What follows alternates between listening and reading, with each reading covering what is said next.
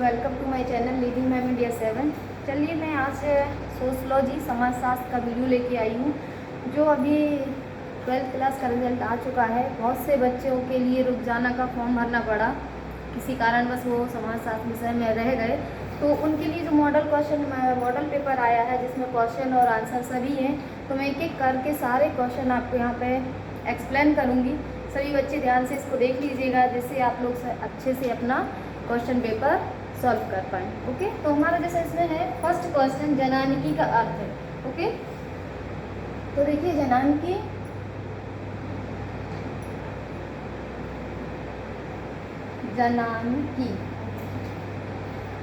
First इसमें आएगा कि जनानिकी का अर्थ क्या है। तो सब जनानिकी जनसंख्या संबंधी विशेषताओं का अध्ययन करने वाले विज्ञान को जनानिकी कहते हैं। मतलब जनानिकी मतलब होता है क्या, जनसंख्या। ओके, मतलब जनसंख्या के बारे में आप जो भी अध्ययन करेंगे, जनसंख्या का आकार क्या है ना, विस्तार क्या है, क्या विशेषताएं हैं, जनसंख्या आयु वर्ग हो गया, है ना। तो ये सारी चीज़ें जो भी जनसंख्या जनानिकी के अंदर आएंगी वो क्या कहलाता है, जनानिकी का अर्थ। ओके, तो फर्स्ट क्वेश्चन है हमारा जनानिकी का अर्थ बताइए। तो जनसंख्या संबंधी विशेषताओं का अध्ययन करने वाले विज्ञान को क्या बोलते हैं, जनानिकी कहते हैं। तो जनसंख्या का जो अध्ययन किया जाता है या जनसंख्या के बारे में बताया जाता है वो क्या कहलाएगा, हमारा जनानिकी। ओके, नेक्स्ट है आपका जन्म दर क्या है। जन्म दर किसे कहते हैं, मोस्ट इम्पोर्टेंट क्वेश्चन है। तो प्रति हजार जनसंख्या पर जीवित बच्चे, है ना, जीवित जन्मे बच्चों की संख्या को क्या बोलते हैं, जन्म दर बोलते हैं। ठीक है, मतलब प्रति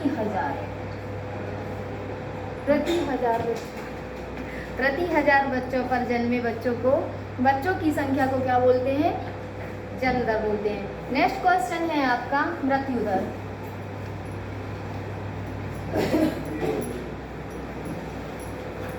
मृत्यु दर किसे कहते हैं। तो प्रति हजार जनसंख्या पर मृत हुए लोगों की संख्या मृत्यु दर कहलाती है।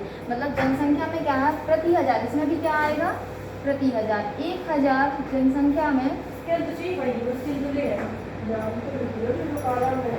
1000 जनसंख्या पर, है ना, जो बच्चे मरे हुए हैं या फिर जो भी जनसंख्या मृत पाई गई है वो क्या कहलाएगी, आपकी मृत्यु दर। नेक्स्ट क्वेश्चन है आपका लिंग अनुपात किसे कहते हैं। तो लिंग अनुपात में भी देखिए प्रति हजार आएगा।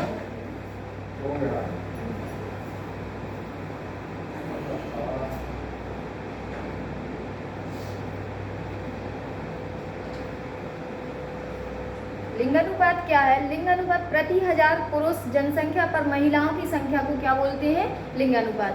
मतलब 1000 पुरुषों पर कितने, 1000 पुरुषों पर महिलाओं की संख्या क्या है, वो क्या कहलाएगी, हमारा लिंगानुपात कहलाती है, जिसे हम रेशियो भी बोलते हैं। नेक्स्ट क्वेश्चन है भारत में जनसंख्या वृद्धि के कारण बताइए। तो जनसंख्या वृद्धि के क्या क्या कारण है, इसमें 3 कारण दिए, जैसे गरीबी है, अशिक्षा है और बेरोजगारी। ठीक है, तो गरीबी के कारण भी क्या होती है, जनसंख्या वृद्धि होती है। अशिक्षा, लोग शिक्षित नहीं है, साक्षर नहीं है, जिसके कारण भी क्या जनसंख्या वृद्धि होती है। और बेरोजगारी के कारण भी जनसंख्या का क्या है, वृद्धि के कारण बताए गए हैं। नेक्स्ट क्वेश्चन है आपका कार्यशील जनसंख्या से आप क्या समझते हैं। तो कार्यशील जनसंख्या क्या है, कुल जनसंख्या में 15 से 64 वर्ष के आयु वर्ग की जनसंख्या को कार्यशील जनसंख्या कहते हैं। ओके, कार्यशील जनसंख्या,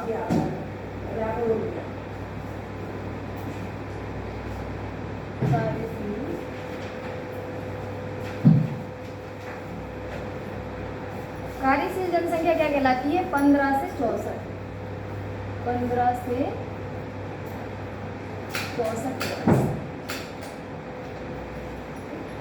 15 से 64 वर्ष के आयु के जो लोग होते हैं वो क्या कहलाते हैं, आपकी कार्यशील जनसंख्या। आपकी अगर आपको पूछा जाए कि आश्रित जनसंख्या क्या होती है ना, आश्रित जनसंख्या वो होती है जो 14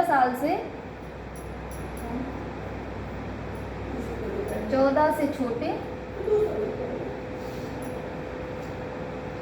और 65 से बड़े।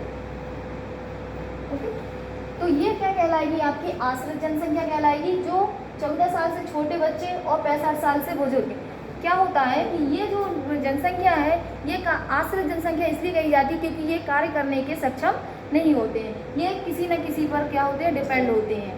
तो इसलिए इसको बोलते हैं आश्रित जनसंख्या, इसको बोलते हैं कार्यशील जनसंख्या। मतलब जो कार्य करने में सक्षम है, रोजी रोटी कमाता है, भरण पोषण करता है, वो क्या कहलाएगी, हमारी कार्यशील जनसंख्या। नेक्स्ट आपका आया है कि नेक्स्ट क्वेश्चन है जाति की परिभाषा लिखिए। तो जाति की एक सिंपल सी परिभाषा है कि जाति एक बंद वर्ग है। ये क्वेश्चन 1 लाइनर में भी आ जाता है, 2 लाइनर में भी आ जाता है। जैसे जाति एक बंद वर्ग है, ये किसने कहा है, ये कहा है मजूमदार एवं मदान ने। तो हमारा जो आंसर आएगा कि जाति क्या है, जाति की परिभाषा क्या है, तो जाति एक बंद वर्ग है।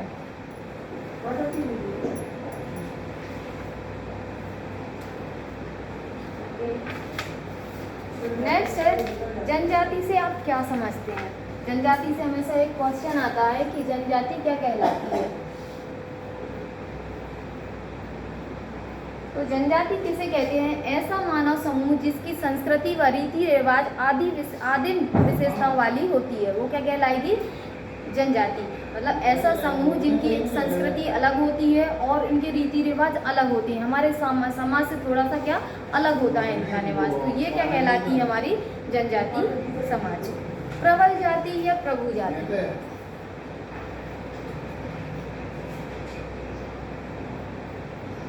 प्रबल जाति या प्रभु जाति, ये क्वेश्चन भी बार बार इम्पोर्टेंट पूछा जाता है। तो प्रबल जाति या प्रभु जाति से आप क्या समझते हैं, एक क्षेत्र विशेष में निवास करने वाली ऐसी जाति जो जनसंख्या में अधिक हो तथा आर्थिक व राजनीतिक रूप से शक्तिशाली हो। ठीक है, तो ये क्या कहलाएगी, प्रबल जाति। मतलब एक क्षेत्र विशेष, किसी भी क्षेत्र विशेष में जनसंख्या के आधार पर क्या हो, बड़ी हो, मतलब वहाँ पे उन लोगों का अधिक बहुलता हो और उनके पास क्या है, राजनीतिक और आर्थिक शक्ति हो, तो वो क्या कहलाएगी, हमारी प्रबल जाति या प्रभु जाति। नेक्स्ट क्वेश्चन है आपका, जाति व्यवस्था की विशेषताएं बताइए।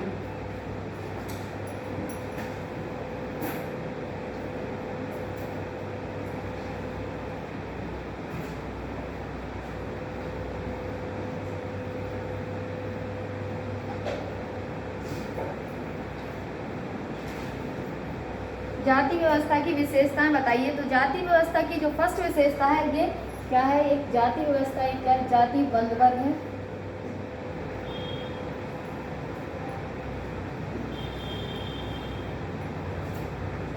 जाति बंद वर्ग है। जाति की सदस्यता जन्म से होती है, मतलब जन्म पर आधारित आप पॉइंट बना सकते हैं। नेक्स्ट है पवित्रता अपवित्रता की भावना पाई जाती है। पवित्रता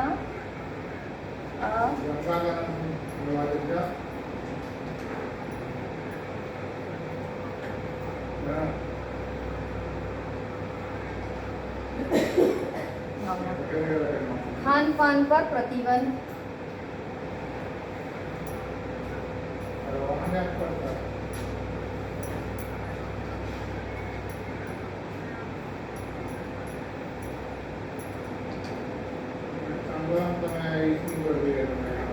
प्रतिबंध, और लास्ट जो होगा आपका अंतर्विवाह।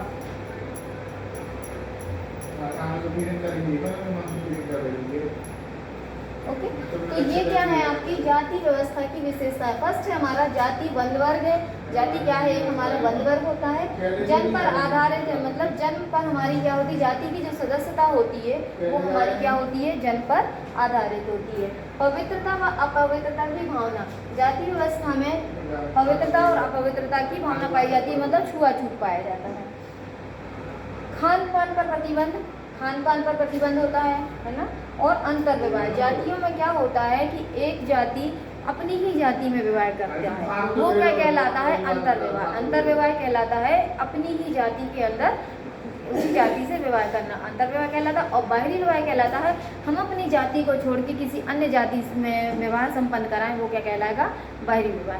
तो ये सारी चीज जो विशेषताएं हैं, ये क्या है, हमारी जाति की विशेषताएं हैं। नेक्स्ट क्वेश्चन है आपका, परिवार के विभिन्न प्रकारों का वर्णन कीजिए। तो ये परिवारों का वर्णन, प्रकारों का वर्णन है। आपको पता होगा कि एक एकल परिवार होता है ना, संयुक्त परिवार होता है, विस्तारित परिवार होता है, एकांकी परिवार होता है। तो आपको दो परिवार ध्यान रखना है हमेशा, एकल परिवार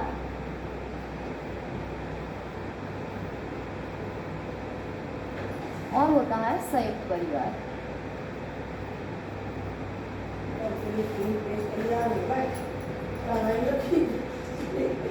एकल परिवार में माता पिता व बच्चे होते हैं और संयुक्त परिवार में दादा दादी, बुआ, चाचा चाची आदि। तो एकल परिवार क्या कहलाएगा हमारा? एकल परिवार में सिर्फ माता पिता और उनसे जन्मे दो बच्चे होते हैं, वो क्या कहलाएगा हमारा? एकल परिवार। नेक्स्ट आता है संयुक्त परिवार। संयुक्त परिवार में हमारे उसमें संयुक्त परिवार में दादा दादी भी होंगे, बुआ भी होंगी, चाचा चाची भी होंगे, उनसे जन्मे बच्चे भी होंगे और माता पिता और हमारे सही बच्चे। तो संयुक्त परिवार एक बड़ा परिवार होता है और एकल परिवार एक छोटा समूह परिवार होता है। नेक्स्ट है आपका, अब संयुक्त परिवार की उन्होंने पूछ लिया कि संयुक्त परिवार की विशेषताएं बताइए। तो संयुक्त परिवार की विशेषताएं क्या है? संयुक्त परिवार आकार में क्या होता है? बड़ा होता है। सामान्य निवास होता है, सबका एक जगह निवास होता है, अलग अलग घर नहीं होते हैं। सामान्य रसोई, सभी की एक ही रसोई होती है, सबका खान पान जो है वो एक ही रसोई में पकता है। सामान्य संपत्ति, मतलब सभी परिवार में जितने भी लोग हैं सभी का अधिकार उस संपत्ति पर होता है। कर्ता की प्रधानता, जो कर्ता की प्रधानता मतलब जो मुखिया होता है संयुक्त परिवार में, उसकी प्रधानता पाई जाती है। तो ये है संयुक्त परिवार की सारी विशेषताएं। एक क्वेश्चन और बनता है कि नातेदारी की विभिन्न श्रेणियां बताइए। नातेदारी की श्रेणियां क्या है या फिर नातेदारी क्या है?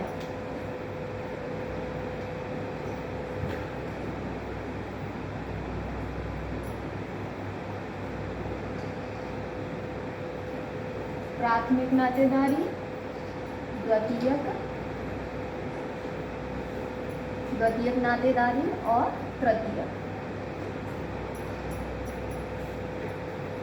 नातेदारी। ओके, तो देखिए नातेदारी क्या होते हैं? नातेदारी मतलब होता है रिश्तेदारी या रिश्तेदार, जो हमारे नातेदार होते हैं, ब्लड रिलेशन, रक्त से संबंधी या फिर विवाह से संबंधी जो संबंध हमारे बनते हैं वो क्या कहलाते हैं? हमारे नातेदार कहलाते हैं। अब नातेदारी की श्रेणियां क्या होती हैं? नातेदारी के प्रकार क्या होते हैं? तो नातेदारी के प्रकार 3 प्रकार के हैं।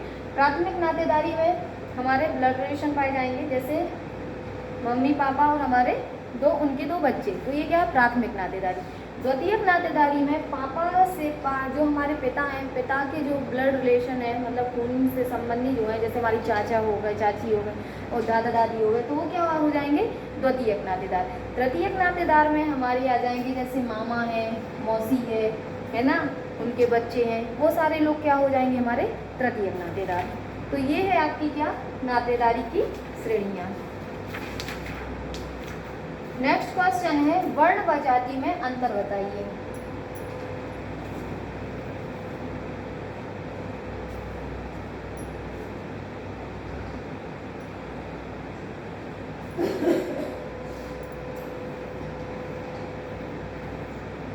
वर्ण व जाति।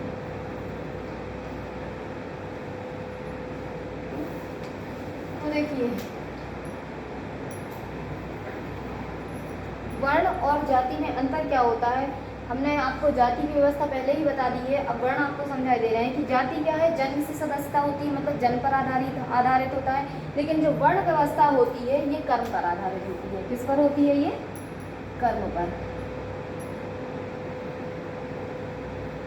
ये कर्म पर आधारित होगा और ये जन्म पर।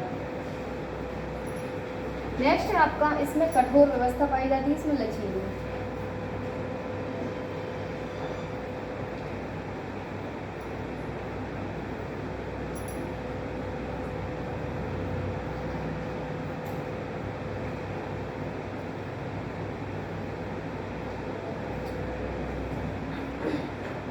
परिवर्तन संभव नहीं,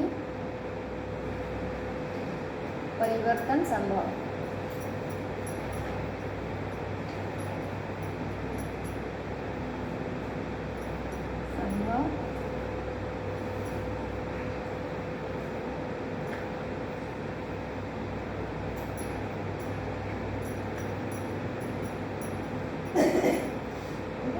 ये क्या है, जाति और वर्ण में अंतर है। जैसे वर्ण का पूछा जाए तो ये कर्म पर आधारित होते हैं, मतलब अब आप किसी मतलब आपके अंदर जो भी गुण है आप उस गुण के अकॉर्डिंग आप अपना काम कर सकते हैं। तो कर्म, वर्ण जो होता है वो कर्म पर आधारित होता है, और जाति जो होती है वो जन्म पर आधारित होती है। मतलब आपने जिस जाति में जन्म लिया आपको उसी के अकॉर्डिंग आपको काम करना पड़ेगा। ओके, नेक्स्ट है आपका लचीली व्यवस्था। इसमें लचीली व्यवस्था पाई जाती है। लचीली व्यवस्था मतलब अगर आप किसी भी एक क्षेत्र में हैं, किसी भी काम धंधे में जॉब कर रहे हैं, नौकरी कर रहे हैं, आप छोड़ के कोई दूसरे में एक्सपर्ट हो गए हैं तो आप दूसरा क्षेत्र में जाना चाहते हैं तो आप जा सकते हैं, मतलब लचीली व्यवस्था है। लेकिन कठोर व्यवस्था मतलब आपकी जो जाति है आप उसी जाति में रहेंगे, आप चेंज नहीं कर सकते उसको, तो इसलिए जाति को क्या बोलते हैं, कठोर व्यवस्था। नेक्स्ट है आपका परिवर्तन संभव। इसमें परिवर्तन है, आप अपने मन के अकॉर्डिंग सब कुछ चेंज कर सकते हैं, लेकिन जाति में संभव नहीं है परिवर्तन। मतलब परिवर्तन आपको किसी प्रकार ना तो अपना जाति में नाम में परिवर्तन कर सकते हैं, ना अपनी जाति में परिवर्तन कर सकते हैं, ना ही आप किसी अन्य जातियों में विवाह कर सकते हैं, तो इसमें परिवर्तन संभव नहीं होता। तो ये जाति और वर्ण में अंतर है।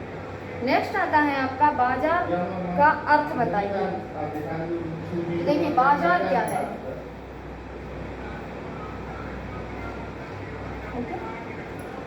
बाजार का अर्थ बताइए ऐसी व्यवस्था जहां जीवन की विशेषताओं से संबंधित वस्तुओं को खरीदा व बेचा जाता है। बाजार में क्या होता है भैया, खरीदी होती है,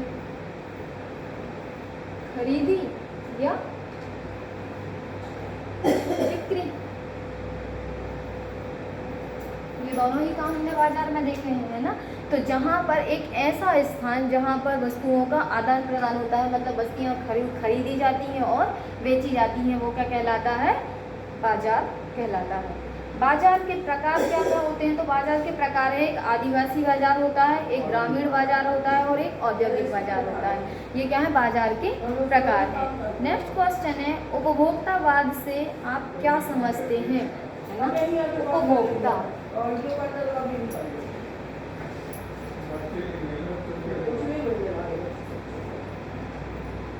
उपभोक्तावाद से आप क्या समझते हैं,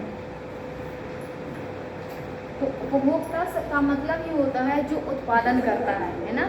ऐसी व्यवस्था में उपभोक्ता की रुचि के आधार पर ही वस्तुओं का उत्पादन किया जाता है। मतलब जहाँ उपभोक्ता की रुचि के अनुसार उत्पादन हो वो क्या कहलाता है, उपभोक्ता। मतलब उपभोक्ता चाहे कि हमें ये सामग्री का उत्पादन करना है तो वो चीज़ बनाएगा, नहीं करना मन कर रहा तो नहीं बनाएगा। मतलब किसके ऊपर डिपेंड करता है, उपभोक्ता की रुचि के ऊपर। उसकी रुचि जिस चीज़ में होगी वो उसी चीज़ में उसका उत्पादन करेगा। तो उपभोक्तावाद में आप लिख सकते हैं कि ऐसी व्यवस्था में उपभोक्ता की रुचि के आधार पर वस्तुओं का क्या होता है, उत्पादन किया जाता है। ओके, नेक्स्ट आता है उदारीकरण क्या है। उदारीकरण, उदारीकरण क्या है, उदारीकरण की विशेषताएं क्या है, या उदारीकरण से हमेशा एक क्वेश्चन आता है। तो उदारीकरण व्यापार को बढ़ावा देने के लिए सरकार जब अपने नियमों को सरल बनाती है या उनमें कुछ छूट प्रदान कर देती है तो इसे क्या कहते हैं, उदारीकरण। मतलब जो हमारी गवर्नमेंट होती है, सरकार क्या करती है, उसमें छूट दे देती है, कुछ नियमों में छूट दे देती है। जैसे आपसे टैक्स नहीं लेगी या टैक्स कम कर देगी, है ना। तो ये क्या कर रही है, सरकार आपके लिए कुछ रियायतें दे रही है, कुछ छूटें दे रही है, वो क्या कहलाता है, उदारीकरण। ठीक है, तो उदारीकरण को अच्छे से समझिएगा कि व्यापार को बढ़ावा देने के लिए सरकार जब अपने नियमों को सरल बनाती है या उनमें कुछ छूट प्रदान करती है तो उसे उदारीकरण कहते हैं। नेक्स्ट क्वेश्चन है प्रतिष्ठा का प्रतीक या परिस्थिति चिन्ह क्या है ना। अभी इतने ही क्वेश्चन ले लेते हैं, इसके बाद हम आपको और 20 क्वेश्चन और देंगे। अभी जब तक इतनी ही तैयार कीजिए। वीडियो अच्छा लगे तो प्लीज़ लाइक कीजिए, सब्सक्राइब कीजिए। Thank you.